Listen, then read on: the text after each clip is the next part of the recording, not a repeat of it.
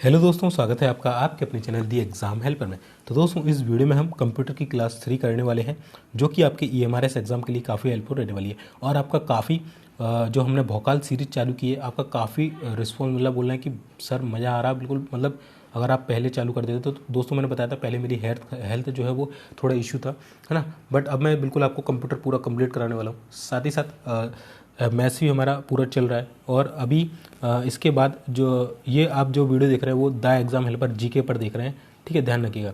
और इसके बाद जो मैं अभी एक वीडियो डालने वाला हूँ जीके के मोस्ट इंपॉर्टेंट टॉपिक। दोस्तों लगभग 1 घंटे से ज़्यादा का समय लग गया है जीके के मोस्ट इंपॉर्टेंट टॉपिक के जो वीडियो है उसको बनाने के लिए।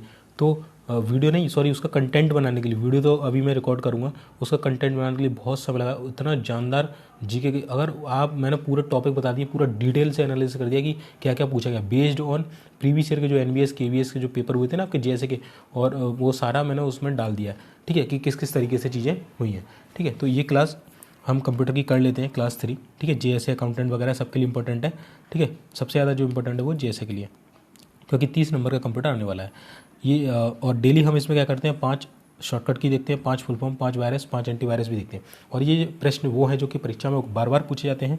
और अगर आप ये कर लेते हैं डेफिनेटली आपके 25+ नंबर यहाँ पर आने वाले हैं। चलिए, और कंप्यूटर के मोस्ट इंपॉर्टेंट टॉपिक भी मैंने बता दिए। अगर आपको खुद से पढ़ना है या और कहीं से पढ़ना है तो वो आप मोस्ट इंपॉर्टेंट टॉपिक देख के वहाँ से आप इसे पढ़ सकते हैं। मैथ्स के भी मैंने बता दिए, है ना। और जैसे के लिए सेफ स्कोर क्या रह सकता है, कट ऑफ क्या रह सकता है, आप मॉक टेस्ट दे रहे होंगे तो उसमें आपको पता चलेगा कि कितना क्या आपको स्कोर अभी करना चाहिए, ठीक है। और इसकी PDF, इस क्लास की जो PDF मिलेगी आपको द एग्जाम हेल्पर जीके के चैनल पर मिलेगी। नीचे डिस्क्रिप्शन में लिंक है, या टेलीग्राम पर डायरेक्ट जाकर आप नाम सर्च करेंगे तो वो आ जाएगा। लास्ट 20 डेज़ में किस तरीके से स्टडी करनी है ये वाला वीडियो देख लेना, चैनल पर आपको मिल जाएगा द एग्ज़ाम हेल्पर पर, ठीक है। और मैं अपने बारे में बता दूं, मैं एज अ सीनियर क्लर्क हूँ in Indian railway and NBS में JSA की जॉब में कर चुका हूँ, और काफ़ी सारे बैंकिंग एंड अदर एग्जाम भी मैंने क्रैक कर किए हुए हैं, ठीक है। चलिए, और आप जिस अभी ये चैनल पर वीडियो देख रहे हैं वो है द एग्जाम हेल्पर जीके। ध्यान रखना जीके लास्ट में लगाए, तो इसको जरूर सब्सक्राइब कर लेना। और ये हमारा मेन चैनल है, यहाँ पर आपको अपडेट्स वगैरह दी जाती है इन्फॉर्मेशन की। जो अभी जीके के मोस्ट इंपॉर्टेंट टॉपिक बताऊंगा वो आपको इसी चैनल पर मिलने वाले हैं, तो इसको भी सब्सक्राइब कर लेना। तो दोस्तों ये है हमारी EMRS JSA and all other post computer question top 50 class 3। आपको पता है डेली हम शॉर्टकट्स की करते हैं। कल हमने कहाँ तक कर ली थी, 10 तक कर ली थी। अब हम 11 से 15 करेंगे। बट पहले मैंने बोला था कि मैं जो आपको शॉर्टकट की कराऊंगा वो कम से कम 3 दिन तक आपको रिवाइज कराने वाला हूँ, ठीक है। तो हमने 1 से 5 जो की थी वो 2 दिन कर लिया, अब तीसरे दिन हम रिवाइज कर लेते हैं। चलिए, तो सबसे पहले Ctrl+S हमने बताया था क्या होता है, सेव होता है। Ctrl+O क्या होता है, O फॉर ओपन। F12 से क्या होता है, तो सेव एज होता है। आज मैं आपको सारी जो फंक्शंस की होती हैं F1 से लेकर F12 तक आज पूरी क्लियर करा दूंगा, एक से, मतलब बिल्कुल मक्खन की तरह आपको क्लियर हो जाएंगी विद फोटो एकदम। मतलब इनसे एक क्वेश्चन तो बन ही जाता है एग्जाम में, तो ये आपको पूरी क्लियर करा दूंगा किस फंक्शन की से क्या कार्य होता है, ठीक है। 2-3 तो मैंने आपको यहीं पे कवर करा दी, जैसे एक ये है, एक ये है, एक ये है, 3 तो यहीं कवर हो गई, बाकी अभी मैं आपको करा दूंगा सारी, ठीक है, ठीक है। तो F12 से क्या होता है, सेव एज। Ctrl+P से क्या होता है, P फॉर प्रिंट।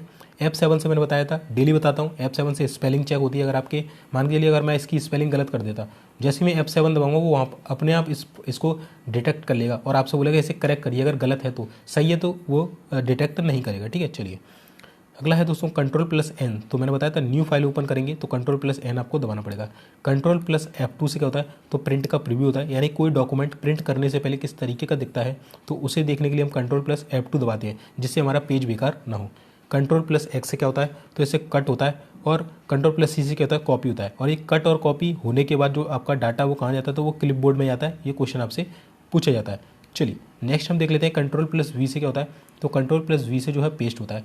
Ctrl+Z से क्या होता है, तो Z से आपका अंडू होता है। मान के चलिए मैंने अभी ये लिख दिया, मैंने मान के चलिए अपना नाम लिख दिया राहुल, मैंने अपना नाम लिख दिया राहुल, और मैं राहुल लिख रहा था पर मुझे एक वर्ड आगे के लग गया गलती से।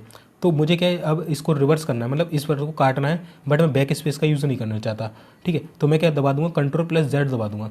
तो मेरा जो लास्ट एक्शन होगा, लास्ट एक्शन मैंने क्या किया, के दबाया, तो लास्ट एक्शन मेरा डिलीट हो जाएगा और केवल राहुल मेरा बच जाएगा। तो ये होता है अंडू, है ना, कि पीछे करना। Ctrl+Z क्या होता है, अंडू। Ctrl+Y क्या होता है, रीडू।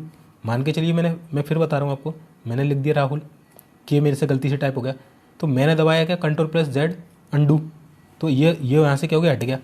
पर मैं सोच रहा हूँ कि यार ठीक है, अच्छा लग रहा है, बने रहने दो, तो मैं फिर Ctrl+Y दबा दूंगा, तो ये फिर से इसको ले आएगा। तो Z से हट गया, Y से फिर वापस आ गया, समझे। क्या हो रहा है आप। और एक चीज़ मैं आपसे बोलना चाहूँगा सभी लोगों से कि जैसे मैं ये शॉर्टकट की फिर आपको करा रहा हूँ, है ना, या कोई फुल फॉर्म बताता हूँ, है ना, या कोई ऐसी चीज़ बताता हूँ जो कि आपको समझ में कम आ रही है थोड़ी, तो उसके लिए आप क्या कीजिए, है ना। फुल फॉर्म के लिए शॉर्टकट की इसके लिए मैं ज़्यादातर आपको बोलूँगा कि क्या करना है।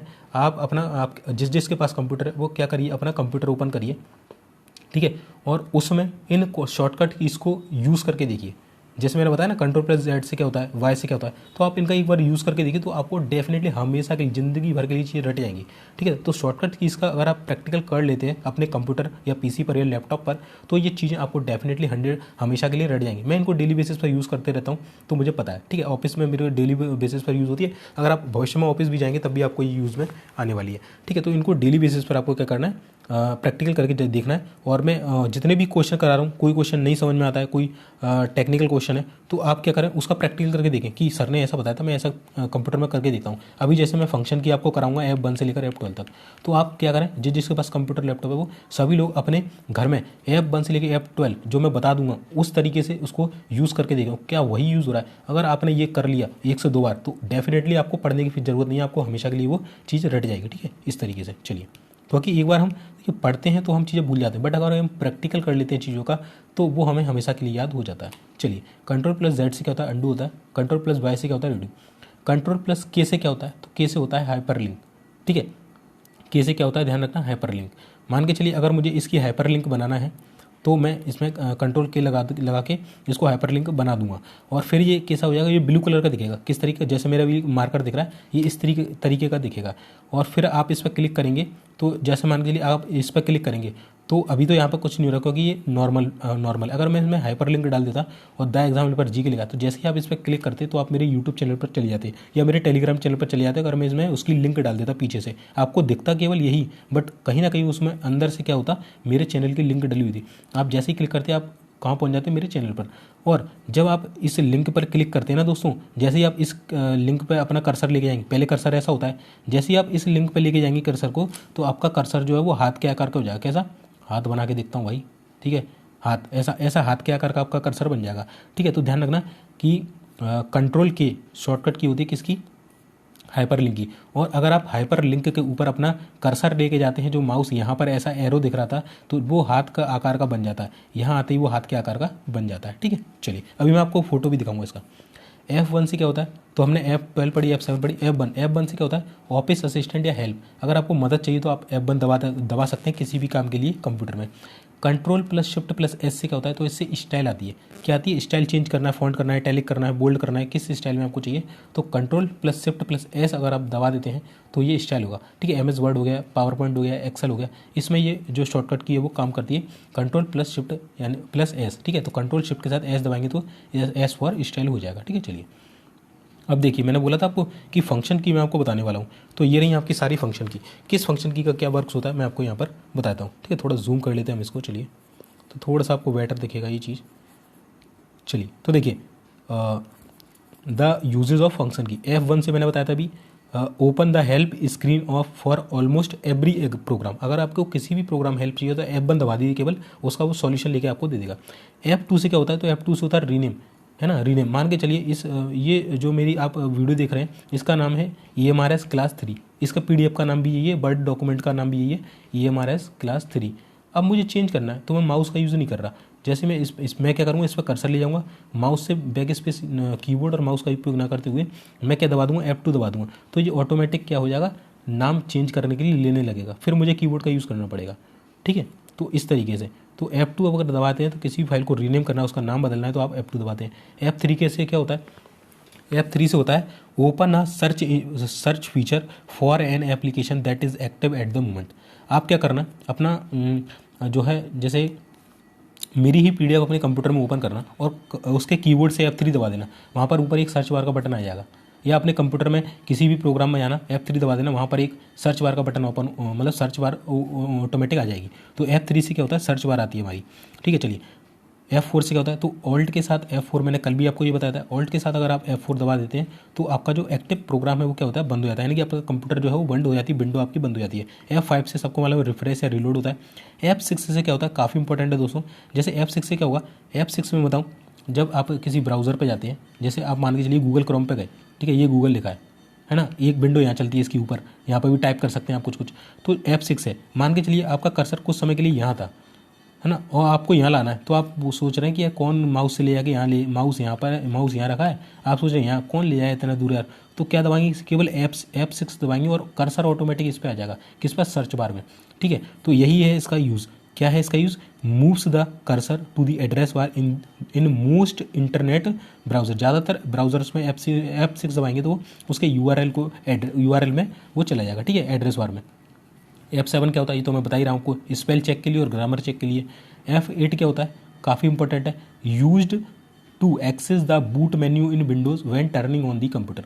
जब आपका कंप्यूटर ऑन हो रहा, मान के चलिए आपने यहाँ से प्लग लगा था दीवार में, प्लग दबा दी, यहाँ से चटकनी ऑन कर दी, तो जब ये ऑन हो रहा है, अगर आप इसमें F8 दबा देंगे तो आपका बूट मेन्यू खुल जाएगा। क्या खुल जाएगा, बूट मेन्यू, ठीक है, जिससे आप उसकी प्रोसेस देख सकते हैं, क्या क्या इसमें इक्विपमेंट्स वगैरह लगे हुए हैं। ठीक है, चलिए F9 से क्या होता है, तो ये क्या करता है, refresh a document in Microsoft word and sends and receive emails in Microsoft outlook. ठीक है, तो इसके दो कार्य होते हैं, एक तो रिफ्रेश करता है माइक्रोसॉफ्ट वर्ड को, दूसरा माइक्रोसॉफ्ट जो आउटलुक आपका सॉफ्टवेयर होता है उसमें सेंड्स एंड रिसीव करता है ईमेल्स को। ठीक है, चलिए F10 भी काफ़ी इंपॉर्टेंट है। एक्टिव द मेन्यू बार, आप MS वर्ड खोलना और F10 दबाना, यहाँ आपके जो मेन्यू बार होती है ना ऊपर, वो एक्टिव हो जाती है। ठीक है, या फिर शिफ्ट के साथ आप F10 दबाएंगे तो जैसे माउस में आप जो माउस होता है राइट क्लिक करते हैं ना, तो कुछ विंडो ओपन होकर आती है यहाँ पर।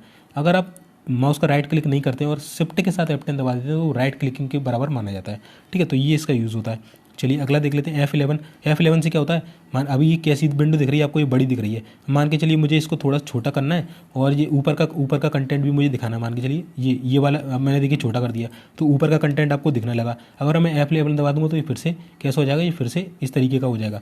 ठीक है, तो इसका मतलब होता है F11 का कि एंटर करना एंड एग्जिट करना फुल स्क्रीन मोड को, फुल स्क्रीन मोड है उसको चालू और बंद करना। F12 से तो मैंने बता दिया सेव एज करना। ठीक है, चलिए, तो आई होप ये जितने भी मैंने आपको शॉर्टकट की फंक्शन की कराए वो आपको अच्छे से समझ में आ गए होंगे और अब आप इनको बिल्कुल भी नहीं भूलने वाले, क्योंकि एग्जाम में एक क्वेश्चन आपको डेफिनेटली देखने को मिलता है। चलिए अब हम वायरस देख लेते हैं। और दोस्तों एक चीज़ और बताऊँगा, आपको मुझसे पढ़ना है कहीं से और पढ़ना है, बट आप ऐसे टीचर से पढ़िएगा जो आपको कम समय में ज़्यादा ज्ञान दे। ठीक है, कम समय ले और क्या दे, ज़्यादा ज्ञान दे, और ऐसा ज्ञान दे कि जो कि आपके लिए हेल्पफुल हो। मैंने ढेर सारे वीडियो देखता हूँ यूट्यूब पर, उसमें क्या करते हैं भाई, 1 घंटे की क्लास रखेंगे, क्वेश्चन कराएंगे 15-20, मतलब एक क्वेश्चन लगा दिया, बच्चों से पूछना बताइए बच्चों इसका आंसर क्या होगा, इस तरीके से। भाई क्या है, 2 क्वेश्चन लगाओ और बच्चों इसका नाम राम राम राम राम हेलो हाय राम, ये करते हैं। भाई आपने देखा मैं कुछ ऐसा करता हूँ, मैं बस स्टार्टिंग में क्या करता हूँ, अपना इंट्रोडक्शन देता हूँ कि ये हम करा रहे हैं, क्योंकि वो अपडेट नहीं दूंगा तो आपको पता नहीं चलेगा कि मैं क्या क्या चीज़ करा रहा हूँ। और फिर जब मैं पढ़ाने बैठता हूँ, मैं बिल्कुल भी नहीं रुकता। ठीक है, बिल्कुल स्पीड में आपको पढ़ाते हुए जाता हूँ, क्योंकि अपने पास समय कम है भाई, टाइम कम है और हमें पढ़ना ज़्यादा है, तो फालतू की चीज़ें ना करते हुए डायरेक्ट हम क्वेश्चन करते हैं। ठीक है, समझ गए आप, तो पढ़ें उससे जो कम समय ज़्यादा ज्ञान दे और अच्छा ज्ञान दे। फालतू के जो यूट्यूब चैनल्स हैं उनमें आप टाइम वेस्ट ना करें। ठीक है, चलिए तो अगला देख लेते हैं हम वायरस। तो हमने कल 10 तक पढ़ लिए थे, रिपीट कर लेते हैं। सीब्रेन पहले बताया था, सर्वप्रथम दिखाई देने वाला पर्सनल कंप्यूटर वायरस है। हैप्पी बर्थडे जो सी भारत में दिखाई देने वाला सर्वप्रथम वायरस है। मंकी हो गया, वानहप हो गया, माइकल एंजेलो ये वायरस के नाम है। क्रीपर मैंने बताया था पहला कंप्यूटर वायरस था जिसे 1971 में बॉब थॉमस के द्वारा बनाया था। ठीक है, तो क्रीपर को कब बनाया गया, 1971 में बॉब थॉमस के द्वारा, और पहला कंप्यूटर वायरस था। बोजा, डाईहार्ड, साइपरराइट, विनवर्ड, न्यूक्लियर। ठीक है, ये हमने रिपीट कर लिए अपने। अब है नया है 11 नंबर का बैच फाइल भी एक वायरस होता है ना। फिलिप वायरस होता है, स्वदेशी होता है, चूंग मूंग होता है, देसी वायरस होता है। तो ये सब वायरस के नाम है। इनसे मैंने बता दिया क्वेश्चन किस तरीके का बनता है। 4 ऑप्शन दे देगा आपको, बोलेगा इनमें डाल देगा वायरस, इसमें डाल देगा एंटीवायरस, बोलेगा निम्न में से कौन सा वायरस नहीं है। अगर आपने ये नाम याद होंगे आपको तो आप इसको टिक कर देंगे, नहीं होंगे तो इनमें से टिक कर देंगे और क्वेश्चन गलत कर लेंगे। तो बस आपको केवल इनको क्या करना, रिपीट करना है। इसलिए मैं इनको डेली आपको रिपीट कराता हूँ कि आपको अच्छे से ये लर्न हो जाए। चलिए एंटीवायरस क्या होते हैं, तो मैं कई बार बता चुका हूँ, ये पढ़ने की जरूरत नहीं है कि वायरस से बचने के लिए एंटीवायरस का हम यूज़ करते हैं, जिसमें वायरस आता है, मालवेयर आता है, ट्रोजन हॉर्स आते हैं, वॉर्म्स आते हैं। ये भी एक प्रोग्राम होता है, वायरस भी एक प्रोग्राम होता है। वायरस का फुल फॉर्म अगर आप भूल गए तो मैं याद दिला देता हूँ, vital information resources under seize. ठीक है, चलिए अब हम एंटीवायरस के नाम पढ़ लेते हैं सारे। ठीक है, कल हम 10 तक कर लिए थे, हम 15 तक करेंगे आज। अवायरा, लावासॉफ्ट, एडअवेयर, ई स्कैन, मालवेयरवेट, नॉर्टन पूछा जाता है मोस्ट इंपोर्टेंट, बिट डिफेंडर काफ़ी पूछा जाता है, मैकअफी पूछा जाता है, कास्पर्सकी पूछा जाता है, एबीजी पूछा जाता है, अवास्ट पूछा जाता है, ठीक है, सिमेंटेक हो गया, स्मार्ट डॉग पूछा जाता है। ये इंपॉर्टेंट है, मतलब ये कई बार रिपीट हुए एग्जाम में, ठीक है, जो मैं बता रहा हूँ यहाँ पर मैं करा तो आपको सारे रहा हूँ, बट जो इंपॉर्टेंट है मैं वो भी बताता हूँ। माइक्रोसॉफ्ट का डिफेंडर, ठीक है, ई सेट नोड 32, ये इंपॉर्टेंट है माइक्रोसॉफ्ट वाला, ठीक है। तो ये हमारे हो गए 15 एंटीवायरस के नेम। चलिए अगला देख लेते हैं। अगला है दोस्तों हमारा फुल फॉर्म्स। तो कल हमने 10 तक कर ली थी, आज हम 15 करेंगे। एडीसी एनालॉग डिजिटल कन्वर्टर होता है इसका फुल फॉर्म। एआई का आर्टिफिशियल इंटेलिजेंस होता है। एल्गोल का क्या होता है, एल्गोरिथमिक लैंग्वेज होता है। आस्की का क्या होता है, American standard code for information interchange हो जाएगा। अगला है एएलयू। एएलयू का फुल फॉर्म क्या होता है, अर्थमेटिक लॉजिक यूनिट। एटीएम का क्या होता है, कल मैंने बताया था ऑटोमेटेड टेलर मशीन। यहाँ देखिए मैंने फिर से इसमें गड़बड़ी कर दी है ना, यहाँ पर ऑटोमेटिक ही चल रहा है, ठीक है, मैंने इसको कल चेंज कर दिया था। कल मैंने बता दिया था आपको, कल की क्लास जिसने ली होगी। ऑटोमेटेड होता है, क्या होता है, ऑटोमेटेड। मैं आपको पीडीएफ दूंगा, उसमें करेक्ट कर दूंगा, और आगे से मैं पीपीटी बनाऊंगा तो इसको इसमें करेक्ट करके ही बनाऊंगा। एक सेकंड दीजिए मुझे, मैं इसको लिख लेता हूँ, ठीक। तो दोस्तों मैंने इसे नोट कर लिया। हालांकि मैंने कल के जो आपको पीडीएफ दी थी सेकंड क्लास की, उसमें मैंने इसको करेक्ट कर दिया था, बट ये क्या वर्ड में क्या है, वर्ड में अभी भी ऑटोमेटिक चल रहा है, तो मैं इसको आपको करेक्ट करके ये दे दूंगा, ठीक है। अगली बार से मैं इसको पूरा ध्यान रखूँगा कि इसमें गलती ना हो, ठीक है। ध्यान रखना, ये ऑटोमेटिक की जगह क्या होगा, ऑटोमेटेड होगा, ऑटोमेटेड। मैं बार बार आपको इसलिए बताता हूँ चीज़ों को कि आपको ये चीज़ें यही रट जाए, आपको दोबारा से वीडियो भी देखना ना पड़े, ठीक है। चलिए अगला है दोस्तों बार्क। बार्क का मैंने बताया था भाभा एटॉमिक रिसर्च सेंटर हो जाएगा। अगला है दोस्तों बेसिक। बेसिक पूछा जाता है, काफ़ी इंपॉर्टेंट है दोस्तों। तो बिगिनर्स ऑल पर्पस, ठीक है, beginners all purpose symbolic instruction code हो जाएगा। बायोस काफ़ी इंपॉर्टेंट है, बायोस वाला बेसिक इनपुट आउटपुट सिस्टम हो जाएगा। बीएसएनएल काफ़ी इंपॉर्टेंट है, भारत संचार निगम लिमिटेड। कैड आपसे पूछा था, एक और मैंने बताया था ये वाला बीएसएनएल, विदेश संचार निगम लिमिटेड। बी से भारत, बी से विदेश, ठीक है, बाकी आगे का सेम है। ये दोनों काफ़ी पूछे जाते हैं। कैड का क्या होता है, तो कंप्यूटर एडेड डिज़ाइन। कैम का क्या होता है, कंप्यूटर एडेड मैन्युफैक्चरिंग, ठीक है। तो आई होप आपको समझ में आ गया होगा। कैड का क्या होता है, कंप्यूटर एडेड डिज़ाइन। कैम का क्या होता है, कंप्यूटर एडेड मैन्युफैक्चरिंग। चलिए नेक्स्ट कर लेते हैं। सीडी का क्या होता है, तो सीडी का होता है दोस्तों कॉम्पैक्ट डिस्क। क्या होता है सीडी का, कॉम्पैक्ट डिस्क। सीडी रोम का क्या होता है, तो इसका फुल फॉर्म होता है compact disc read only memory. क्या होता है, compact disc read only memory. देखिए सीडी का पता है कॉम्पैक्ट डिस्क, रोम का क्या होता है, रीड ओनली मेमोरी। अब फिर से आ गया सीडी आरडब्ल्यू का क्या होता है, काफ़ी इंपॉर्टेंट है दोस्तों। तो सीडी आरडब्ल्यू का मतलब होता है कॉम्पैक्ट डिस्क रीराइटेबल, यानी द्वारा से हम लिख सकें। यानी कि ये एक ऐसी सीडी होती है, ये बेसिकली जो सीडी चलती थी ना अपनी पहले इस तरीके की, जिसमें यहाँ पर ऐसे चमकनी सी लगी रहती थी, है ना, तो जो उनको बोलते थे हम सीडी। तो आरडब्ल्यू का मतलब होता है ऐसी सीडी जिनमें क्या हो सकता है, हम जैसे हम कुछ डाटा डाल भी सकते हैं और फिर उसको बाहर निकाल भी सकते हैं, मतलब डाटा को लिखना और उसको मिटाना, इसको हम बोलते हैं रीराइटेबल। यानी आरडब्ल्यू का फुल फॉर्म होता है रीराइटेबल, यानी दोबारा से लिखने योग्य। हमने डाटा डाल दिया, फिर मिटा दिया यहाँ से, फिर बाहर निकाल दिया, फिर डाल दिया, इस तरीके से, ठीक है। आई होप आप समझ गए होंगे। चलिए हम आगे चल लेते हैं। और दोस्तों अगर आपने परसेंटेज की पहली क्लास दूसरी क्लास नहीं देखी, नीतीश सर हैं जो कि एसएसए हैं, जैसे आप जैसे बनते हैं, ठीक है। यहाँ पर हम कलर चेंज करना पड़ेगा, कलर चेंज। जैसे आप जैसे बनेंगे, देखिए मैं बता देता हूँ आपको, जब आप जैसे बनेंगे, जब आपका प्रमोशन हो जाएगा, है ना, 3 साल के बाद प्रमोशन होता है, 3 से 5 साल के बाद, तो आप क्या बन जाते हैं, एसएसए बन जाते हैं, सीनियर सेक्रेटेरिएट असिस्टेंट। ये होता है जूनियर सेक्रेटेरिएट असिस्टेंट। तो ये सर जो है वो एसएसए हैं इन एनआईयूएस, ये भी स्कूल का ही एक संस्था है, national institute of open school. तो बहुत ही शानदार परसेंटेज की क्लास डाली है सर ने, एक ही वीडियो में लगभग परसेंट को खत्म कराने की कोशिश की है। इसके 2 वीडियो बन गए थे क्योंकि इसमें कुछ टेक्निकल ग्लिच आ गए थे, वीडियो बीच में रुक गया था, तो इसलिए इसके 2 वीडियो बनाए थे, ठीक है। तीसरा वीडियो आपको रेशियो का मिलेगा जो कि आज रात तक आपको मिल जाएगा। कंप्यूटर की हमारी भी 1 क्लासेस और 2 क्लासेस कंप्लीट हो चुकी है, नहीं देखिए देख लो, पीडीएफ भी अवेलेबल है इसकी टेलीग्राम चैनल पर, ठीक है, जाइए देख लीजिए। तो चलिए अब हम अपने जो क्वेश्चन है डेली के, हम जो टॉप 50 क्वेश्चन करते हैं उसकी क्लास 3rd कर लेते हैं। बट दोस्तों उससे पहले आपके लिए एक, दोस्तों देखिए अब आपके पास ज़्यादा समय बचा नहीं है, तो आपको ज़्यादा से ज़्यादा क्या करना है, मॉक टेस्ट लगाना है। क्या करना है, ज़्यादा से ज़्यादा मॉक टेस्ट लगाना है। जितने ज़्यादा आप मॉक टेस्ट लगाएंगे उससे आपको क्या पता चलेगा, आपकी कमियां पता चलेंगी।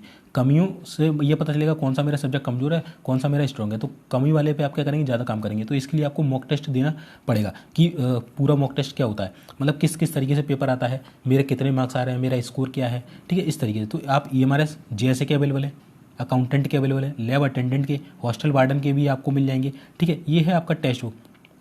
ये है टेक्स्ट बुक की ऐप है जिसमें आपको सभी जितने भी ऑल इंडिया में एग्जाम हो रहे हैं, एसएससी, टीचिंग के exam, railway, banking, state exam, defence exam, civil, police, 743 से ज़्यादा ऑल इंडिया में जो एग्जाम हो रहे हैं आप केवल एक पास में अवेल कर सकते हैं। एक पास परचेस करना और सारे एग्जाम के एक्सेस आप खुल जाएंगे। ठीक है, ये 1 साल की वैलिडिटी के लिए आता है और आपको इसमें EMRS का जो JS है उसके लिए टोटल कितने मिले हैं, 151 टेस्ट मिले हैं, जिसमें 8 फुल लेंथ टेस्ट मिले हैं, 116 चैप्टर टेस्ट है, 25 सेकंड टेस्ट है।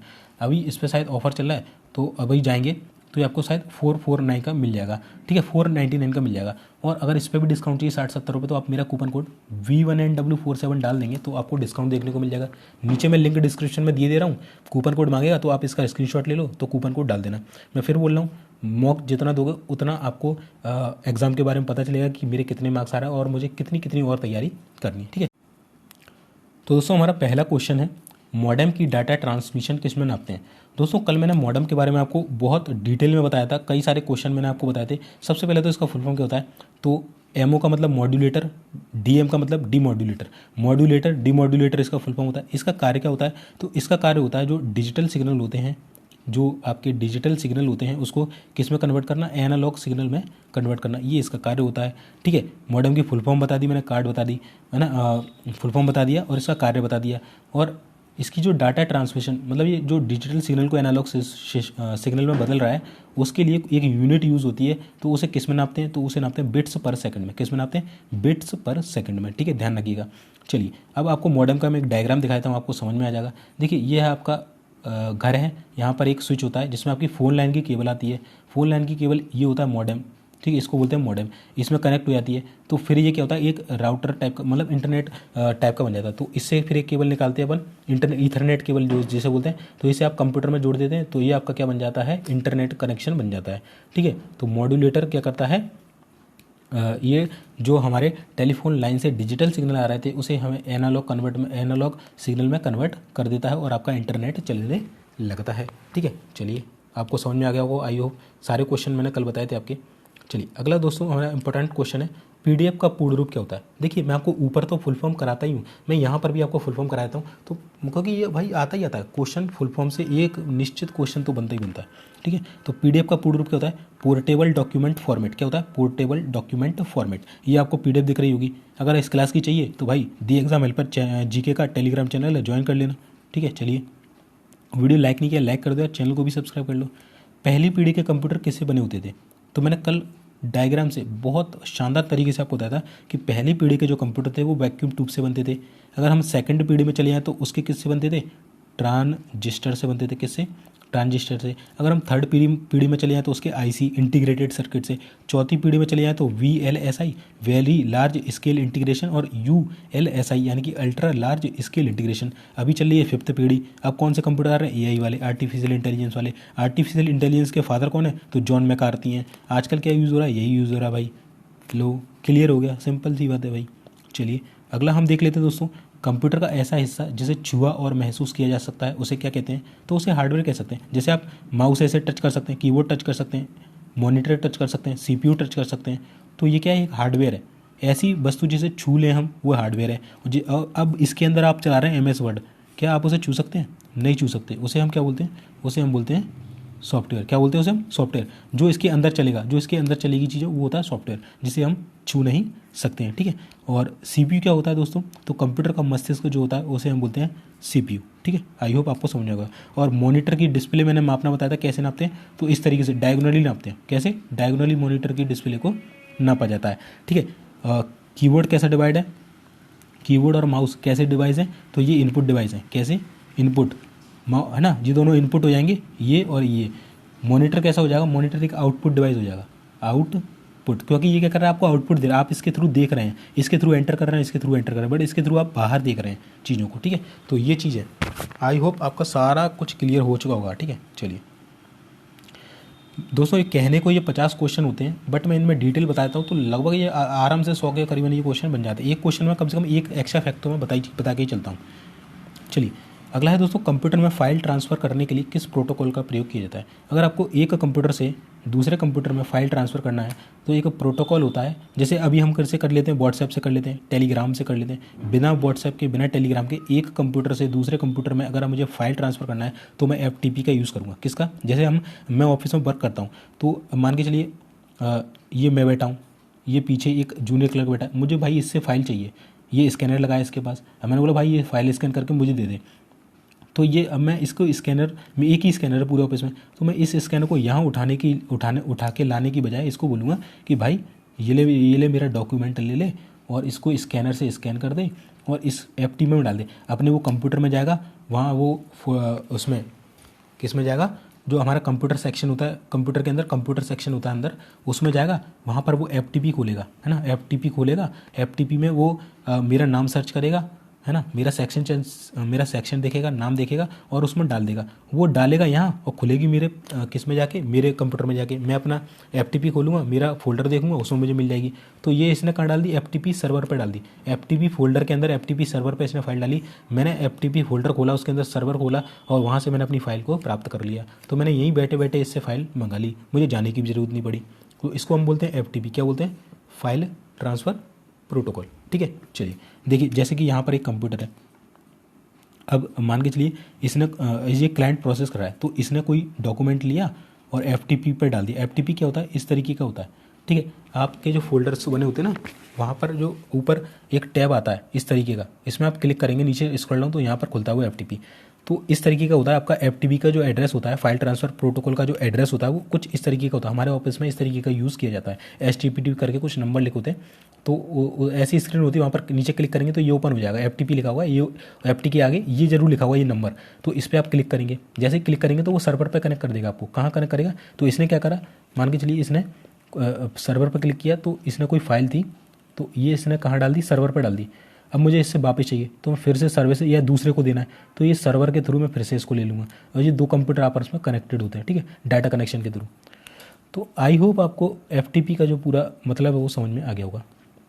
क्वेश्चन इससे बनता है, मैं इसलिए थोड़ा टाइम ले रहा हूँ उस पर। चलिए अगला है, किसी HTML डॉक्यूमेंट का दूसरे HTML डॉक्यूमेंट से कनेक्शन को क्या कहा जाता है, तो इसको कहा जाता है हाइपरलिंक। शॉर्टकट की मैंने आपको बताई थी, क्या होती है, Ctrl+K। और मैंने बताया था आपको एक क्वेश्चन और बनता है इससे कि कंप्यूटर में पॉइंटर कहाँ पर हो तो हाथ के जैसा आकार होता है, तो हाइपरलिंक पर, ये होती है हाइपरलिंक। ठीक है, HTTP ... जैसे ही देखिए कर्सर अभी मेरा मान के लिए मैं पढ़ा रहा हूँ तो यहाँ है, जैसे ही मैं इस लिंक के ऊपर ले जाऊँगा ना तो मेरा हाथ के जैसा कर्सर हो जाएगा, ऑटोमेटिक होता है ये। ठीक है, तो किस में होता है वो, हाइपरलिंक में। और शॉर्टकट की मैंने बता दी। और एक HTML डॉक्यूमेंट का दूसरे HTML डॉक्यूमेंट से कनेक्शन को क्या कहते हैं, हाइपरलिंक कहते हैं। जैसे मान के चलिए ये मेरा पूरा एक डॉक्यूमेंट्स है। ठीक है, और मैं अगर ये नीचे द एग्जाम हेल्पर लिखा है ना, द एग्जाम हेल्पर, इसमें अगर मैं हाइपरलिंक लगा दूं तो जैसे ही आप इस पर क्लिक करेंगे ना तो आप कहाँ खुल जाएंगे, आप मेरे टेलीग्राम पर पहुंच जाएंगे, क्योंकि मैंने इसके पीछे हाइपरलिंक डाली है। देखा आपको ये रहा है, बट पीछे कहीं ना कहीं इस टाइप का कुछ मटेरियल उसमें डला हुआ है। तो आप जैसे ही क्लिक करेंगे, ऊपर जो लाइन लिखी है उसमें भी मैं इस तरीके का मेरे चैनल का एड्रेस डाल सकता हूँ, URL एड्रेस। तो आप जैसे ही इस पर क्लिक करेंगे आप मेरे चैनल पर पहुंच जाएंगे। इसको बोलते हैं आप हाइपरलिंक, है ना। एक HTML डॉक्यूमेंट का यानी कि हाइपर टेक्स्ट मार्कअप लैंग्वेज, इसको हम बोलते हैं हाइपर टेक्स्ट मार्कअप लैंग्वेज। एक हाइपर टेक्स्ट HTML डॉक्यूमेंट का दूसरे HTML डॉक्यूमेंट से कनेक्शन क्या कहता है, हाइपरलिंक कहलाता है।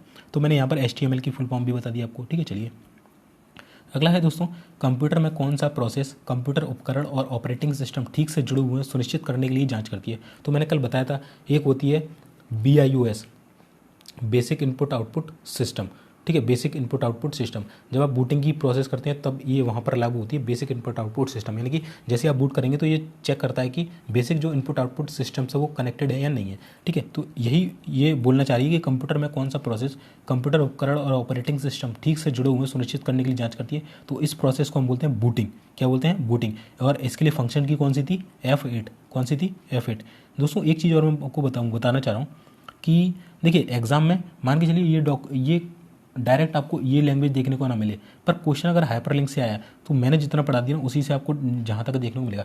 देखिए कंप्यूटर के क्वेश्चन वही है, सिलेबस वही है, बट वो क्या करता है, लैंग्वेज में बसाता है। जैसे यहाँ पर देखिए कितनी खतरनाक लैंग्वेज लिख दी कि कंप्यूटर में कौन सा प्रोसेस कंप्यूटर उपकरण और ऑपरेटिंग सिस्टम ठीक से जुड़े हुए हैं सुनिश्चित करने के लिए जाँच करती है। आप घबरा गए यार जी क्या लिख दिया, ऐसे नहीं, इतनी खतरनाक लाइन लिख दी, शुद्ध हिंदी लिख दी। तो कुछ नहीं है भाई, वो सीधा बोला कि आपको क्या थोड़ा सा ध्यान देना है उस पर, आप समझ जाएंगे कि भाई कंप्यूटर की बात कर रहा है, प्रोसेस ऐसे कोई प्रोसेस हो रही है जिसमें जिसमें कंप्यूटर उपकरण यानी कि जो हमारे डिवाइस होता है और बाकी के ऑपरेटिंग सिस्टम यानी कि ऑपरेटिंग सिस्टम उससे ठीक से जुड़ा हुआ है, विंडो वगैरह डली हुई कि नहीं। तो आपको पता है कि जब हम बूटिंग करेंगे अगर विंडो नहीं है तो ये बूटिंग प्रोसेस नहीं होगी। तो बस सिंपल सी बात है, ठीक है। तो थोड़ा ध्यान से देखिएगा कि लैंग्वेज को वो चेंज कर सकता है, बट क्वेश्चन आपको करा रहा हूँ उसी में से बनने वाले हैं। लैंग्वेज में वो थोड़ा चेंज कर सकता है, तो लैंग्वेज को थोड़ा सा ध्यान से आप पढ़िएगा, ठीक है। चलिए अगला देख लेते हैं हम दोस्तों, डी का पूर्ण रूप क्या होता है? तो इसका पूर्ण रूप होता है डिस्क ऑपरेटिंग सिस्टम, ठीक है। तो क्या होता है? Disk operating system. अगला है कंप्यूटर का हिंदी नाम क्या है? ये आना ही चाहिए आपको, संगणक। और कमेंट बताइए किस किस को ये मालूम नहीं था कि कंप्यूटर का हिंदी नाम क्या होता है, ठीक है। अगला है ऐसा प्रोग्राम जो स्थायी तौर पर रोम में संग्रहित होता है उसे क्या कहते हैं? तो मैंने आपको कल बार बार बताया था, ठीक है, कि ऐसा प्रोग्राम जो स्थायी तौर पर रोम पर संग्रहित होता है उसे क्या कहते हैं? उसे फर्मवेयर कहते हैं, यानी किसी फर्म के द्वारा बनाया गया। मैंने बताया था ना कल कि आप अगर ये आपका कैमरे का आइकन है, ये जो कंप्यूटर बनाता है उसके द्वारा ही डाल देता है, और कंप्यूटर बनाने वाली क्या होगी? एक फर्म होगी, कोई कंपनी होगी। तो इसलिए इसको हम क्या बोलते हैं? फर्मवेयर बोलते हैं। और ये स्थायी तौर पर होते हैं, इनको हम मिटा नहीं सकते, ठीक है, ध्यान रखना, इनको हम मिटा नहीं सकते। अगला है दोस्तों, कंप्यूटर में कौन सी भाषा आर्टिफिशियल इंटेलिजेंस में प्रयोग की जाती है? तो दोस्तों आर्टिफिशियल इंटेलिजेंस जो भाषा प्रयोग की जाती है उसे कहते हैं प्रोलोग। अब देखिए आपने पबजी खेला हुआ, पबजी में क्या होता है? प्रो प्लेयर होते हैं। तो भाई प्रो प्लेयर, अब यहाँ पर बात की जा रही है जो प्रो बंदा होगा वही तो आर्टिफिशियल इंटेलिजेंस चला पाएगा आज के ज़माने में। पुराने ज़माने के लोग नहीं चला पाएंगे, अपन भी थोड़ा बहुत कम जानते हैं, मैं भी इतना नहीं जानता, है ना। तो जो प्रो बंदे होंगे ना, जो टेक्निकल फील्ड से होंगे, वो क्या करेंगे? वो आर्टिफिशियल इंटेलिजेंस के बारे में बहुत ज़्यादा जानते होंगे। तो क्या होगा? प्रोलॉग। क्या बन गया? प्रोलॉग। तो प्रोलॉग जो होते हैं वो क्या होते हैं? आर्टिफिशियल इंटेलिजेंस के बारे में ज़्यादा जानते हैं। तो आपको अब समझ में आ गया कि भाई कंप्यूटर में जो कौन सी भाषा आर्टिफिशियल इंटेलिजेंस में यूज़ की जाती है। तो आर्टिफिशियल भाषा इंटेलिजेंस की भाषा कौन जानते हैं? जो प्रो लोग होते हैं ना, प्रो प्लेयर होते हैं, प्रो लोग जो होते हैं वो जानते हैं आर्टिफिशियल इंटेलिजेंस की भाषा। तो यहाँ पर मैंने आपको ट्रिक के माध्यम से इसको याद करा दिया, ठीक है। वैसे बताइएगा पबजी में कौन कौन प्रो प्लेयर था? मैं तो था भाई, बट अब मैंने छोड़ दिया। चलिए, इंटरनेट पर वस्तुओं के व्यापार की प्रक्रिया को क्या कहा जाता है? तो इंटरनेट पर आप जो लेन देन करते हैं, कोई वस्तु मंगाते हैं, ऑर्डर कैंसिल करते हैं, ऑर्डर मंगाते हैं, उसकी प्रक्रिया को क्या कहते हैं? उसको हम कहते हैं e commerce. E commerce website होती है ना, फ्लिपकार्ट, अमेजॉन, है ना, मिंत्रा वगैरह, ये सब।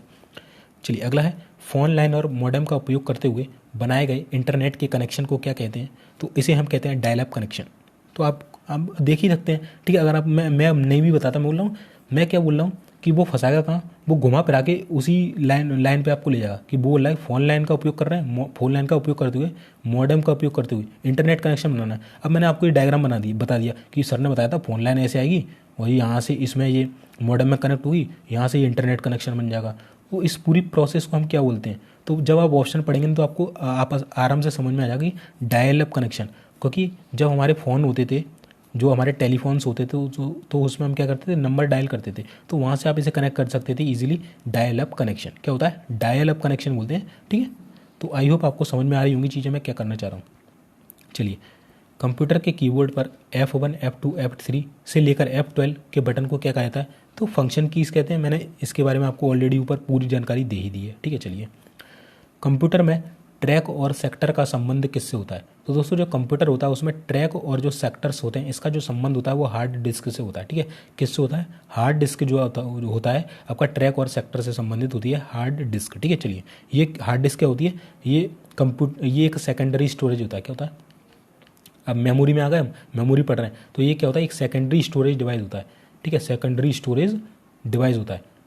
तो ये बाहर से कंप्यूटर में लगाई जाती है, इनबिल्ड नहीं होती है। रैम और रोम जो होती है वो इनबिल्ड होती है, पर ये बाहर से ये मेन मेमोरी होती है रैम और रोम, ये होती है सेकेंडरी मेमोरी, ठीक है। तो इसको बोलते हैं हार्ड डिस्क। और आजकल के जो मॉडर्न कंप्यूटर है उसमें आ रही है SSD। मेरे लैपटॉप में भी SSD लगी है, सॉलिड स्टेट ड्राइव। ये इससे थोड़ी सी महंगी होगी। आपसे ये भी पूछ सकता है कौन सी महंगी है कौन सी सस्ती है, दोनों में। तो SSD महंगी होगी क्योंकि ये लेटेस्ट है, तो लेटेस्ट चीज़ महंगी होगी। बट अब देखिए लेटेस्ट है तो थोड़ी फास्ट भी होगी। तो कौन सी फास्ट होगी? SSD जो है वो ज़्यादा फास्ट होगी, ठीक है। SSD क्या है? ये ज़्यादा फास्ट है, ये ज़्यादा महंगी है। ये थोड़ी सस्ती है पर थोड़ी कम फास्ट है। तो आई होप आपको सारी चीज़ें जो है क्लियर हो रही होंगी मैं क्या करना चाह रहा हूँ, क्या बताना चाह रहा हूँ आपको। मैं बार बार इसलिए जोर देता हूँ कि आपको चीज़ें अच्छे से रट जाएँ और एग्जाम में जाके आप डेफिनेटली यहाँ से जो एग्जाम है वो क्रैक करके लाएँ, ठीक है। चलिए दोस्तों, हमारा अगला प्रश्न है, बहु उत्तरीय यानी कि MCQ जो प्रश्न होते हैं उनको कंप्यूटर की किस विधि के द्वारा जांचा जाता है? देखिए काफ़ी मोस्ट इंपॉर्टेंट और मोस्ट इंटरेस्टिंग क्वेश्चन ये आपके लिए होने वाला है, क्योंकि अभी आप एग्ज़ाम होने वाला है आपका EMRS, और उसमें जो आपको कॉपी मिलेगी कुछ इस तरीके की कॉपी मिलने वाली है। इसमें आपको गोले भरने हैं, क्या भरने हैं, गोले। इस तरीके की कॉपी मिलने वाली है। जब आप इस कॉपी को भर देंगे तो आपके नंबर को कैसे जांचा जाएगा, ये काफ़ी इंटरेस्टिंग है ना। आपको शायद ना मालूम हो किसी को कि भाई ऑनलाइन देते हैं तब तो पता है कि कंप्यूटर में अपना ऑटोमेटिक वो कर लेगा कैलकुलेशन, बट अगर आप इस शीट पे ऐसे गोले लगा के टिक करके आते हैं ना, ये ऑप्शन ए का मतलब पहले क्वेश्चन का C आंसर है तो ऐसा गोला कर देंगे, दूसरे का D आंसर है तो D पे कर देंगे, तीसरे का A आंसर है तो A पे गोला कर देंगे। तो इसके बाद इसे जांचता कौन है भाई, कौन जांचता है इन नंबरों को, हमारे नंबर कैसे पता चलते हैं। तो इसको जो एक बहुउत्तरीय MCQ प्रश्नों को कंप्यूटर की किस विधि के द्वारा जांचा जाता है, तो ये जो विधि होती है जांचने की वो होती है OMR। क्या होती है, OMR। आपसे अगर इसका फुल फॉर्म पूछ लिया जाएगा तो क्या करेंगे, ऑप्टिकल मार्क रीडर। क्या होता है भाई, बता देता हूँ मैं, ठीक है। ऑप्टिकल मार्क रीडर, ठीक है। मार्क यानी कि मार्क्स जो आपके होते हैं वो, ठीक है। तो ऑप्टिकल मार्क रीडर इसकी फुल फॉर्म होती है। अब आपकी जो कॉपी होती है वो कैसे जांची जाती है, तो आपने ये सबमिट कर दी, ठीक है। तो अब ये इस तरीके की डिवाइस होता है, इसको हम बोलते हैं OMR डिवाइस बोलते हैं। इसमें आपकी यहाँ से ये शीट डाली जाती है और यहाँ से इसके अंदर ये कैलकुलेशन ऑटोमेटिक होती जाती है, और ये एक वायर के थ्रू कंप्यूटर से कनेक्टेड होता है। इस तरीके से कंप्यूटर से कनेक्ट होता है और ये ऐसे डालेंगे, ये कैलकुलेशन करेगा, इसे कंप्यूटर को डाटा भेज देगा। तो यहाँ पर आपका नाम, नंबर जो भी है सब कुछ ये ऑटोमेटिक डेटा कर लेता है। नाम तक आपका स्कैन होता है, नंबर, फ़ोन, मतलब जो भी डिटेल आप इसमें भरते हैं सारी इस कंप्यूटर में पहुँच जाती है ऑटोमेटिक, और फिर ये इससे बाहर आ जाती है। तो इस तरीके से वर्क करती है आपकी MCQ प्रश्नों को जांचने की विधि, जिसका नाम है OMR, ठीक है। चलिए अगला प्रश्न देख लेते हैं दोस्तों। कंप्यूटर में अंतिम परिवर्तन किसके द्वारा नियंत्रित किया जाता है, तो मैंने बताया था कि अंतिम परिवर्तन किसके द्वारा नियंत्रित किया जाता है, अंडू के द्वारा। तो मैं फिर बोल रहा हूँ, देखिए लैंग्वेज कितनी खतरनाक कर दी इसने। मैंने वही बताया ना, जैसे मैं अपना नाम लिख दूँ राहुल के गलती से लग गया, तो कंप्यूटर में अंतिम परिवर्तन किसके द्वारा नियंत्रित किया था, अंतिम परिवर्तन क्या था ये। अब मुझे इसे नियंत्रित करना है तो क्या मैं क्या बताऊँगा, अंडू। इसकी शॉर्टकट की क्या बताई थी मैंने, Ctrl+Z। क्या बताई थी, Ctrl+Z। चलिए अगला है दोस्तों, कंप्यूटर में कौन सा सॉफ्टवेयर प्रेजेंटेशन सॉफ्टवेयर कहलाता है। Most important question. कंप्यूटर में कौन सा सॉफ्टवेयर जो है प्रेजेंटेशन सॉफ्टवेयर कहलाता है, ठीक है। प्रेजेंटेशन सॉफ्टवेयर कौन सा कहलाता है जिससे हम प्रेजेंटेशंस बनाते हैं, तो वो होता है आपका पावर पॉइंट से आप प्रेजेंटेशन बनाते हैं। बड़ी बड़ी कंपनियों में जो प्रेजेंटेशंस बनती है वो आपके पावर पॉइंट के थ्रू बनाई जाती है, ठीक है। चलिए और दोस्तों आपके पावर पॉइंट हो गया, MS का, माइक्रोसॉफ्ट का ये पावर पॉइंट, MS वर्ड हो गया, ठीक है, MS एक्सेल हो गया। इनसे क्वेश्चन, क्योंकि आपके सिलेबस में मेंशन है ये तीनों टॉपिक, MS ऑफिस है बेसिकली, पर ये 3 से ज़्यादा क्वेश्चन बनेंगे। ये तीनों को मैं प्रैक्टिकली आपको कराने वाला हूँ, ठीक है। प्रैक्टिकली कराऊंगा कंप्यूटर के स्क्रीन के थ्रू कि MS वर्ड में क्या क्या चीज़ें किस तरीके से यूज़ करते हैं, एक्सेल में क्या चीज़ें किस तरीके से यूज़ करते हैं, पावर पॉइंट में क्या चीज़ें किस तरीके से यूज़ करते हैं। तो इससे क्या होगा, ये आपको हमेशा के लिए चीज़ें याद हो जाएंगी। और कंप्यूटर में जब क्वेश्चन आएगा, ठीक है, वो लैंग्वेज में आएगा, मैं प्रैक्टिकल करा रहा हूँ, तो प्रैक्टिकल चीज़ ज़्यादा इफेक्ट करती है। जो मैंने प्रैक्टिकल बताया वो लैंग्वेज में उतार देगा, तो वहाँ से आप उसके आंसर बताना है ना। इसके क्वेश्चन भी कराऊंगा, पहले प्रैक्टिकल कराऊंगा फिर क्वेश्चन कराऊंगा, ठीक है। चलिए अगला है दोस्तों, स्कैनर किस तरीके का डिवाइस है। तो दोस्तों स्कैनर क्या करता है, जैसे आपका जो मार्कशीट है आप स्कैन कराने जाते हैं ना, तो जैसे फॉर्म भरा हुआ है ये हमारे इसका 12th की मार्कशीट आपकी स्कैन हुई होगी, है इसमें लगा दी होगी इसने मार्कशीट आपकी, तो वो स्कैन करेगा। तो क्या कर रहा है वो, आपकी मार्कशीट को कहाँ भेज रहा है, कंप्यूटर को भेज रहा है, यानी कंप्यूटर के अंदर डाल रहा है। तो कैसे अंदर, यानी इनपुट। तो क्या होगा, स्कैनर किस तरीके का डिवाइस है, इनपुट डिवाइस है। चलिए अगला देख लेते हैं दोस्तों, गूगल और याहू क्या है, मोस्ट इंपॉर्टेंट है। तो सबको मालूम है गूगल और याहू क्या है, सर्च इंजन है। यहाँ पर आके हम कोई भी चीज़ सर्च कर सकते हैं। चलिए अगला है दोस्तों, कंप्यूटर में फायरवॉल का मुख्य कार्य क्या होता है, तो इसका कार्य होता है ऑथेंटिकेशन करना, यानी कि कोई भी बाहर का व्यक्ति आ रहा है तो उसकी जांच करना कि वो व्यक्ति सही है नहीं है, यानी कि मेरे कंप्यूटर का उपयोग मैं कर रहा हूँ या और कोई कर रहा है, इसकी जांच कौन करता है, ऑथेंटिकेशन। मतलब हैकिंग वगैरह से, वायरस वगैरह से ये बचाती है फायरवॉल हमें, ठीक है। चलिए अगला है दोस्तों, कीबोर्ड की किस की का प्रयोग कंप्यूटर के डेस्कटॉप की स्क्रीन का फोटो स्क्रीनशॉट लेने में होता है। जैसे आप मोबाइल में स्क्रीनशॉट लेते हैं ना, ऐसे 2 उंगली फेर दी या 3 उंगली फेर दी, या जो पावर ऑन ऑफ बटन है और वॉल्यूम का जो बटन है उसको दबा के नीचे वाला आप स्क्रीनशॉट ले लेते हैं। कंप्यूटर में कैसे लेते हो भाई, कंप्यूटर में कैसे लोगे, तो इसके लिए कीबोर्ड की एक की होती है जिस पे लिखा हुआ होता है PRT SCR, ठीक है। तो प्रिंट स्क्रीन, इसका फुल फॉर्म होता है प्रिंट स्क्रीन। तो इससे आप क्या कर सकते हैं, जो कंप्यूटर की स्क्रीन है उसका स्क्रीनशॉट ले सकते हैं, ठीक है। ध्यान रखें, आप कीबोर्ड पे देखना इसी तरीके से लिखा मिलेगा आपको PRT SCR, ठीक है। पूछा जाता है भाई, ये नाम ध्यान रखना। वो ऐसे भी क्वेश्चन बना देता है कि बताइए जो शॉर्टकट की यूज़ की जाती है उसका नाम क्या है, आपको लिख देगा प्रिंट, ठीक है। और यहाँ एक तो ये हो गई, एक ये हो गई, दूसरी लिख देगा पी प्रिंट SCR। अब यहाँ पे इसने टी गायब कर दिया, ठीक है, टी गायब कर दिया इसने। तो इस तरीके से ऑप्शन देगा, वहाँ पर आपको पहचानना आना चाहिए। चलिए अगला हम देख लेते हैं, जिस स्क्रीन पर आउटपुट दिखती है उसे क्या कहते हैं। तो अभी मैंने बताया था, ऊपर ही बताया था भाई क्वेश्चन, मॉनिटर कहते हैं जिससे हम एक आउटपुट देखते हैं। चलिए ये मैंने बता ही दिया था आपको पहले कि TCP IP का पूर्ण रूप क्या होता है, तो ट्रांसमिशन कंट्रोल प्रोटोकॉल या इंटरनेट प्रोटोकॉल। दो मैंने आपको पॉइंट भी बताए थे कि IPv4 और IPv5, इसमें कितने बिट्स होते हैं, सॉरी B6, IPv6, इसमें कितने बिट्स होते हैं 32, इसमें कितने बिट्स होते हैं 128, ठीक है, ये मैंने आपको बता ही दिया था, है ना। चलिए नेक्स्ट देख लेते हैं दोस्तों, ईमेल का पूर्ण रूप क्या होता है, ये भी मैंने बता दिया था, इलेक्ट्रॉनिक मेल होता है। विश्व का सबसे बड़ा नेटवर्क कौन सा है, तो वो कौन सा है, इंटरनेट है अपना। आपसे घुमा के भी क्वेश्चन पूछ सकता है कि नेटवर्कों का नेटवर्क किसे कहते हैं, क्या कहते हैं, नेटवर्कों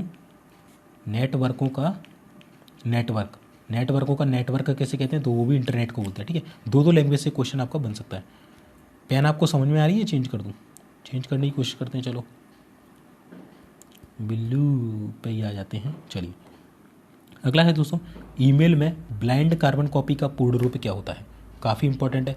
ईमेल में BCC का पूर्ण रूप आपसे पूछा जाता है, तो इसका होता है ब्लाइंड कार्बन कॉपी। क्या होता है, ब्लाइंड कार्बन कॉपी, ठीक है। चलिए कार्बन कॉपी, आपने किसी को कार्बन कॉपी भेजी एक को, ब्लाइंड कार्बन कॉपी कई सारों को भेज दी, बट कार्बन कॉपी में जिसको भेजना है उसको नाम मेंशन करना होता है तो उसको दिख जाती है। ब्लाइंड कार्बन कॉपी में क्या होता है, मतलब नाम मेंशन तो होता है बट दूसरे को नहीं दिखता कि किस किस को भेजिए। कार्बन कॉपी में पता चल जाता है किस किस को भेजिए, पर ब्लाइंड कार्बन कॉपी में पता नहीं चलता है कि ये किस किस व्यक्ति को इसने भेजी गई है, ठीक है, उसमें उसका नाम शो नहीं होता है। चलिए कार्बन कॉपी जब आप भेजते हैं ना दोस्तों, तो उसमें क्या है, जितने भी आप 10, आपने 5 व्यक्ति को भेजा, 5 के नाम से होंगे। आपने इसको भेजा, इसको भी 5 के नाम से होंगे, इसको भेजा, इसके भी होंगे, इसको भी 5 के नाम से होंगे, है ना। ब्लाइंड कार्बन कॉपी में क्या होगा कि आपने 5 लोगों को भेजा, तो आपने इसको भेजा ना, तो भाई इसको इसका ही दिखेगा, इनके नहीं दिखेंगे, समझे आप। तो ब्लाइंड कार्बन कॉपी में अंधी कार्बन कॉपी, किसी को कुछ दिखना ही नहीं दोस्तों। इसमें 2 फंक्शन भी होता है, ठीक है, एक होता है 2, एक होता है CC, एक होता है BCC, ठीक है। 2 और BCC लगभग सेम होते हैं।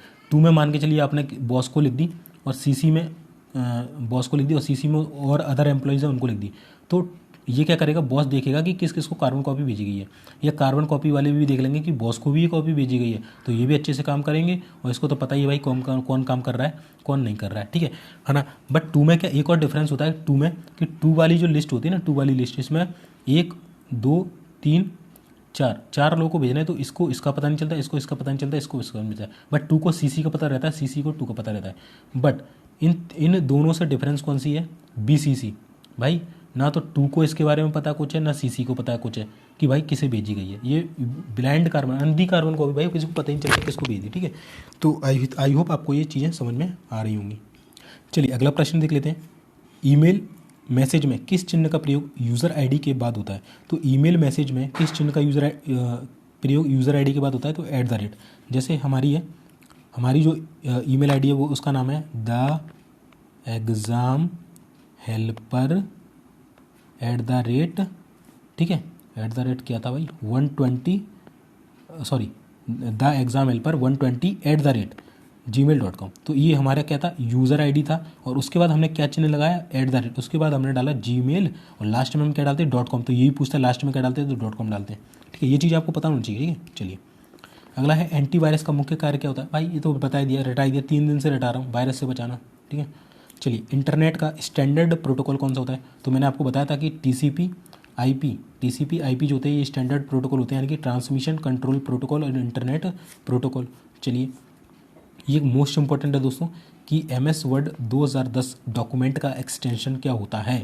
तो दोस्तों MS वर्ड 2010 डॉक्यूमेंट का एक्सटेंशन जो होता है वो होता है .docx, ठीक है। जैसे मैं आपको इसकी PDF फाइल दूंगा, ठीक है, तो उसका क्या होता है .pdf, ये एक्सटेंशन होते हैं। एक्सटेंशन का मतलब होता है उस फाइल का ये प्रारूप बता रहा है कि वो फाइल किस प्रारूप में। अगर मैं आपको इसकी वर्ड कॉपी भेजूँगा तो उसके पीछे .doc होगा या .docx होगा। ये 2010 और उसके बाद का है, ये 2007 और उससे पहले का है, ठीक है। तो उसके पीछे आप देखना, जब मैं आपको PDF देता हूँ ना, तो आप देखना PDF के नाम के पीछे आपको .pdf करके उससे ये पता चलता है कि ये फाइल किस प्रकार की है। अगर मैं बताऊँ ये अगर ये पावर पॉइंट की फाइल होती तो पावर पॉइंट की फाइल होगी तो उसमें लिखा हुआ .ppt, क्या लिखा हुआ .ppt या लिखा हुआ .pptx। अगर ये एक्सेल की फाइल होती तो उसमें लिखा होता उसमें लिखा होता अरे भाई रुक जा एक सेकंड, यहाँ लिखता हूँ। अगर ये एक्सेल की फाइल होती तो उसमें लिखा होता .xls, क्या होता .xls, ठीक है। और अगर हम 2010 वाले वर्जन में चलेंगे .xlsx, ठीक है, तो ये एक्सेल की फाइल हो जाती है। तो ये सारे क्या होते हैं डॉक्यूमेंट के फॉर्मेट। जैसे अगर आप फोटो खींचते हैं तो उसके फॉर्मेट कौन से होते हैं, JPG होता है ना, एक होता है .jpeg, है ना, डॉट नहीं लगता, इनका फॉर्मेट होता है JPEG, है ना, और एक होता है आपका PNG फॉर्मेट भी होता है ना। तो ये सारे क्या होते हैं, इनके फॉर्मेट होते हैं। ये एक तरीका बता रहे होते हैं कि जो आपके पास फाइल गई है या जो फोटो गया वो किस फॉर्मेट में, ठीक है।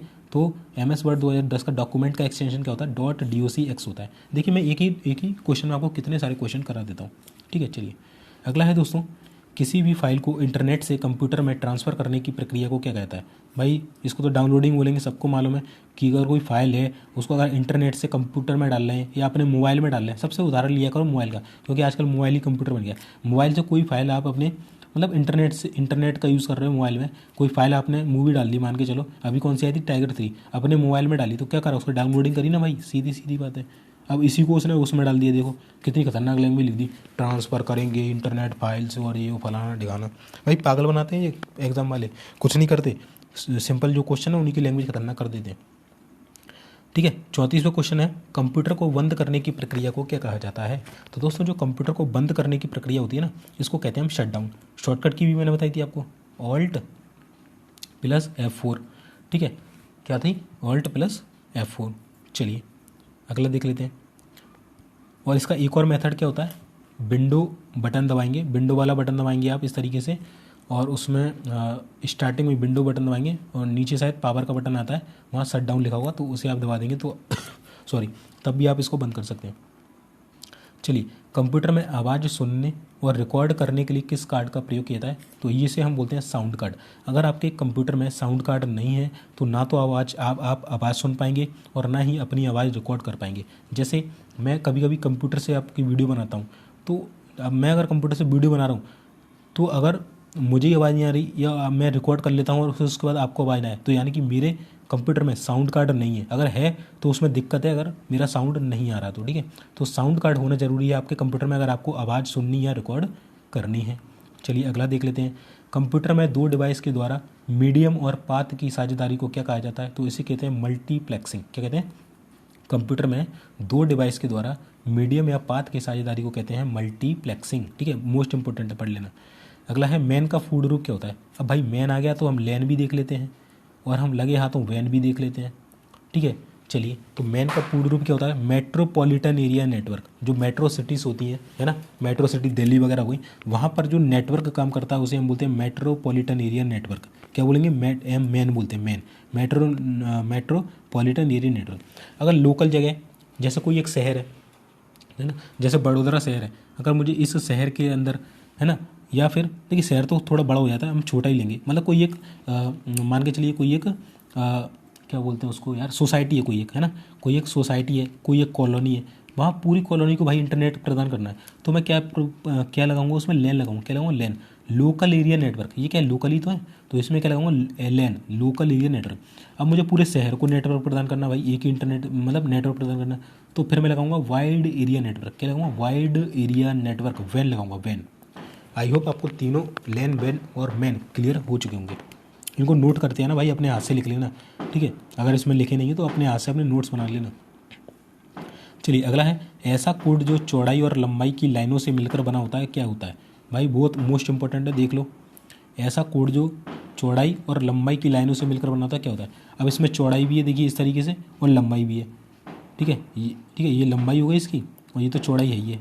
तो चौड़ाई और लंबाई से मिलकर जो एक कोड बना होता है उसको हम बोलते हैं बार कोड। क्या बोलते हैं, बार कोड बोलते हैं। ये आपने देखा होगा, अक्सर आप जाते हैं, कहाँ पर जाएंगे, शॉपिंग मॉल करने जाएंगे, शॉपिंग करने जाते हो ना शॉपिंग मॉल्स में, तो वहाँ पर है ना बिग बाजार वगैरह में जाते हो तो इस तरीके का प्रोडक्ट आप लेते हैं तो उसके ऊपर इस तरीके का बारकोड होता है। कपड़े वगैरह लेते हैं इस पर इस तरीके का बारकोड होता है। अब जब आप काउंटर पर जाते हैं तो उसके हाथ में एक इस तरीके की मशीन होती है, गन बोलते हैं इसको, है ना, गन बोलते हैं, बारकोड रीडर गन। इसको बेसिकली इस मशीन को बोलते हैं बारकोड रीडर। क्या बोलते हैं? Bar code reader. आपसे पूछा जाता है कि बारकोड को पढ़ने की जो मशीन होती है उसको क्या बोलते हैं, तो बार कोड रीडर बोलते हैं। ठीक है, क्या बोलते हैं? Bar code reader. तो उससे वो क्या करता है, उस प्रोडक्ट को लेगा और उस पर इस तरीके का कोड होगा उसको स्कैन कर लेगा। और ये क्या होता है, ये डिजिटली होता है, मतलब इसमें कुछ चीज़ें छुपी होती है इंटरनली।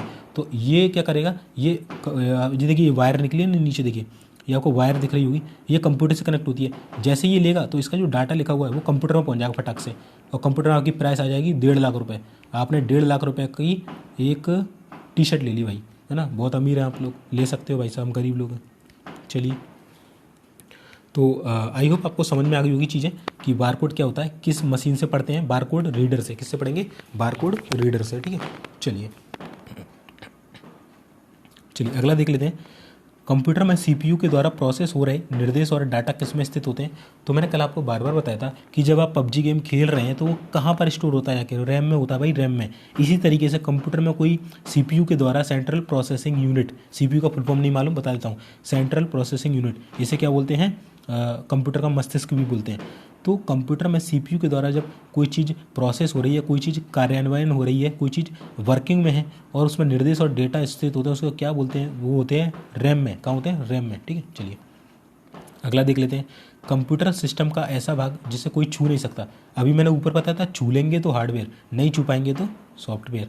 चलिए अगला है, कंप्यूटर में इंटरनेट ब्राउज़र को लोकेशन पर कनेक्ट करने में किसका प्रयोग होता है? तो इसका प्रयोग होता है यूआरएल का। ठीक है, कंप्यूटर में इंटरनेट ब्राउज़र को लोकेशन पर कनेक्ट करने के लिए प्रयोग किया जाता है यूआरएल। अगर आपको कंप्यूटर में जाएंगे, यूट्यूब में जाएंगे, है ना, यूट्यूब में जाएंगे तो, या फिर ऐसा करिए, आप छोड़िए, आप कंप्यूटर में जाइए, ठीक है, आप जाइए क्रोम पे, ठीक है, और अगर आपको मेरा चैनल सर्च मारना है तो वैसे आपको पता नहीं है कुछ, अगर आपको यूआरएल पता है ना, एग्जैक्ट यूआरएल मेरे चैनल का, लिंक जो होती है मेरे चैनल की, ठीक है, यूआरएल यूनिफॉर्म रिसोर्स लोकेटर, कल मैंने आपको बताया था। अगर आपको लिंक मालूम है, इसकी सर्च बार में आप जैसे ही डालेंगे मेरा चैनल खुल के आ जाएगा। ठीक है, तो कंप्यूटर में इंटरनेट ब्राउज़र को लोकेशन पर कनेक्ट करने के लिए किसका होता है? लोकेशन, यानी कि यूनिफॉर्म रिसोर्स लोकेशन, है ना, क्या होता है? URL, uniform resource locator. ठीक है, चलिए अगला है, मोस्ट इंपोर्टेंट क्वेश्चन है, सीआरटी का पूर्ण रूप क्या होता है? इसका पूर्ण रूप होता है कैथोड रे ट्यूब। क्या होता है? Cathode ray tube. क्या होता है इसका full form? Cathode ray tube. आपने बचपन में देखे होंगे, है ना, कि इस तरीके के पहले कंप्यूटर आते थे, इस तरीके के। ठीक है, इसका फुल फॉर्म तो मैंने बता दिया, कैथोड रे ट्यूब होता है। देखिए इस तरीके के कंप्यूटर आते थे पहले, आपने देखे होंगे। तो ये पीछे को निकले थे, लंबे लंबे होते थे ना, लंबे लंबे। तो इसमें जो ये खोल के बता दिया, देखिए यहाँ लिखा है cathode ray tube, cathode ray tube. तो ये इस तरीके की ट्यूब होती थी लंबी, इस तरीके की ये लंबी लंबी ट्यूब, है ना। अब तो बहुत फिट आ गए हैं, बस ऐसे आ गए हैं अब तो, पहले तो इतने लंबे लंबे आते थे पीछे को, है ना। तो इनमें क्या होता था, ये कैथोड रे ट्यूब्स होती थी और यहाँ पर इलेक्ट्रिक गन होती थी, है ना। जब अपन टाइप करते थे तो इससे सिग्नल निकल के इस कैथोड रे ट्यूब के थ्रू आपको पता चलता था। ये पावर सप्लाई वगैरह है ना, ये प्रिंटेड सर्किट बोर्ड है, तो पहले बड़े आते थे काफ़ी, क्योंकि टेक्नोलॉजी का विकास नहीं था। तो आई होप आप समझ गए होंगे कि पहले के ज़माने में कैथोड रे ट्यूब जो कंप्यूटर थे वो चलते थे। चलिए अगला है, डब्ल्यू का पूर्ण रूप क्या होता है? तो इसका पूर्ण रूप होता है वर्ल्ड वाइड वेब। कल मैंने क्वेश्चन कराया था कि डब्ल्यू की बैकबोन क्या होती है? तो इसकी जो बैकबोन होती है इसकी जो बैकबोन होती है दोस्तों, वो होती है HTTP, है ना, HTTP। क्योंकि जैसे आप कोई फाइल किसी चीज़ का नाम डालेंगे तो उसके आगे HTTP लगता है, दो इस तरीके से स्लैश लगते हैं, फिर www लगता है, फिर डॉट लगता है, फिर उसको ID आती है, इस तरीके से होता है। तो डब्ल्यू का बैकबोन जो होता है वो HTTP होती है। इसका फुल फॉर्म भी बता देता हूँ, hyper text transfer protocol. W का बता दिया वर्ल्ड वाइड वेब, है ना। अब डब्ल्यू की खोज किसने की, ये भी पता होना चाहिए भाई, क्योंकि क्वेश्चन बनता है। टिम बर्नर्स-ली ने, किसने की थी? टिम बर्नर्स-ली ने। कब की थी ये भी पता होना चाहिए भाई, 1989 में, 1989 से 1990 के बीच। ठीक है, चलिए अगला है दोस्तों, काफ़ी मोस्ट इंपॉर्टेंट, लाइनेक्स किस प्रकार का सॉफ्टवेयर है? तो दोस्तों जो आपका लाइनेक्स है ये आपका ओपन सोर्स सॉफ्टवेयर है। कैसा है? Open source. ठीक है, तो लाइनेक्स कैसा सॉफ्टवेयर है? ओपन सोर्स सॉफ्टवेयर है। आपसे पूछा जाता है ओपन सोर्स कौन सा है, बंद सोर्स कौन सा है? तो लाइनेक्स ओपन सोर्स है। दोस्तों मैं क्या करूँगा, एक वीडियो आपको डालूंगा NBS के प्रीवियस ईयर के जितने भी कंप्यूटर के क्वेश्चन हैं और KVS के जितने भी प्रीवियस ईयर के कंप्यूटर के क्वेश्चन पूछे गए हैं 2019 से लेकर 23 तक, वो सारे आपको करा दूंगा। वही क्वेश्चन आपको मैं गारंटी दे रहा हूँ कि मैं जो क्वेश्चन ये कराऊंगा ना, जो प्रीवियस ईयर वाले ये सबसे अलग होने वाले हैं। यही क्वेश्चन आपको 100% EMRS के एग्जाम में रखे मिलेंगे, रखे, गारंटी लिख के दे सकता हूँ, आप लिखवा लेना कहीं पे भी, ठीक है। KVS में तो मैंने क्या करा था पता है, KVS में NVS के प्रीवियस ईयर के पेपर उठा के मेरे को पता था कि क्या था भाई। 5 तारीख को एग्ज़ाम था, 4 तारीख को रात को 12 से 2 बजे मैंने लाइव क्लास ली थी। उसमें मैंने 10 से लेकर 12 टॉपिक कराए थे भाई। एक एक टॉपिक से एक एक क्वेश्चन उठ के आया मेरे वीडियो से सीधा सीधा, क्योंकि भाई क्वेश्चन ही वही बनते हैं, सिलेबस ही वही है, ठीक है। तो वो मैं आपको प्रीवियस ईयर पूरे क्वेश्चन करा दूंगा, डेफिनेटली फंस जाएगा। उसके लिए क्या करना होगा भाई, चैनल को सब्सक्राइब करना होगा, टेलीग्राम को ज्वाइन करना होगा, दोस्तों के साथ शेयर भी करना होगा, तो कर दीजिए फटाक से, ठीक है। अपने ग्रुप्स वगैरह होंगे ना, उसमें शेयर मार देना। चलिए अगला है दोस्तों, कंप्यूटर में फैट का पूर्ण रूप क्या होता है। काफ़ी इंपॉर्टेंट, मोस्ट इंपॉर्टेंट है कि कंप्यूटर में फैट का पूर्ण रूप क्या होता है। इसका पूर्ण रूप होता है फाइल एलोकेशन टेबल। क्या होता है, फाइल एलोकेशन टेबल, ठीक है। चलिए अगला है दोस्तों, जॉयस्टिक का प्रयोग कल ही बताया था, जॉयस्टिक, ठीक है, इस तरीके की थी है ना, हाथ में पकड़ा था वो, इस तरीके की, क्या किस लिए होता है, गेम खेलने में। चलिए डेसिबल अंकन में कौन से 2 अंक इस्तेमाल होते हैं। तो डेसिबल जो अंकन होता है उसमें 0 और 1 जो अंक होते हैं वो इस्तेमाल होते हैं। चलिए इंटरनेट पर उपलब्ध ऐसा सॉफ्टवेयर जिसका इस्तेमाल कोई कॉपीराइट नहीं होता है उसे क्या कहते हैं, ठीक है। तो इंटरनेट पर कोई भी ऐसा सॉफ्टवेयर जो कि फ्री में उपलब्ध है ना, कॉपीराइट नहीं है, मतलब देखिए अगर कोई वस्तु पैसों से मिल रही है तो उसका कॉपीराइट होता है, ठीक है। अगर आप उसे डाउनलोड कर लेंगे, अगर जैसे मान के चलिए मेरी वीडियो आप डाउनलोड करके अपने चैनल पर डाल देंगे तो मैं आपको कॉपीराइट दे सकता हूँ, क्योंकि भाई मैंने उसकी अथॉरिटी नहीं दी। अब मैं कुछ वीडियो ऐसी बना दूंगा कि कोई भी यूज़ कर ले भाई, फ्री है तू भी यूज़ कर ले, तो वो क्या होगी, उसका कॉपीराइट नहीं होगा, और मैं अदर वीडियो का मैं कॉपीराइट ले लूँगा, तो उसको क्या बोलते हैं, फ्रीवेयर बोलते हैं, ठीक है। जिन ऐसा कंटेंट जो कि इंटरनेट पर उपलब्ध है जिसका कॉपीराइट नहीं है उसे हम बोलते हैं फ्रीवेयर। क्या बोलते हैं, फ्रीवेयर, ठीक है। चलिए बिट का पूर्ण रूप क्या होता है, कल ही बताया था, बाइनरी डिजिट बिट। और क्या बोलते हैं इसको, बिट क्या होती है, ये मेमोरी की सबसे छोटी यूनिट होती है ना, बिट से भी छोटी होती है, क्या होती है, नहीं बिट ही सबसे छोटी होती है, और 4 बिट मिलकर आपका क्या बनते हैं, एक निब्बल बनता है। क्या बनता है, एक निब्बल। ये मैंने कई बार बता दिया, आपको याद हो गया वो तो। चलिए अगला है दोस्तों, वायस का पूर्ण रूप क्या होता है, ये तो ऊपर ही बता दिया, बेसिक इनपुट आउटपुट सिस्टम, है ना। चलिए दोस्तों यहाँ पर हमारी क्लास कंप्लीट हो गई। इसका PDF आपको यहाँ मिल जाएगा, द एग्जाम हेल्पर जीके के टेलीग्राम चैनल पर ज्वाइन कर लेना। और चैनल को सब्सक्राइब नहीं किया है तो जीके वाला जो हमारा चैनल है इसे सब्सक्राइब कर लीजिए। और जो मेन चैनल है द एग्जाम हेल्पर, जहाँ पर सारी इन्फॉर्मेशन बताई जाती है कि क्लास कब लगेंगी, EMRS में क्या हो रहा है, क्या क्या अंदर की बातें चली, और भी कोई गवर्नमेंट जॉब्स की अपडेट होती है वो आपको यहाँ मिलती है, पढ़ाई की चीज़ें आपको यहाँ मिलती है। सब्सक्राइब कर लो दोनों को, ठीक है। ये टेलीग्राम चैनल है, main channel the exam helper, उसे भी ज्वाइन कर लो। वीडियो अच्छा लगा हो लाइक जरूर कर देना, शेयर जरूर कर देना दोस्तों के साथ। सब्सक्राइब तो आपसे करवा के रहूँगा भाई, कर दो आज, है ना। और वीडियो देखने के लिए आपका बहुत बहुत धन्यवाद। मिलते हैं फिर नेक्स्ट वीडियो में, तब तक के लिए जय हिंद।